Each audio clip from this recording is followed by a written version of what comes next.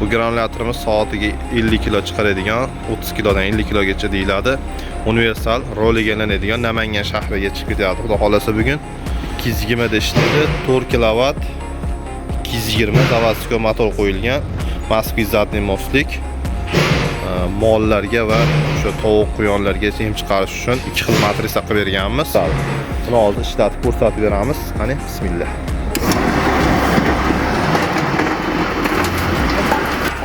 Nagruzka berib qo'ydik.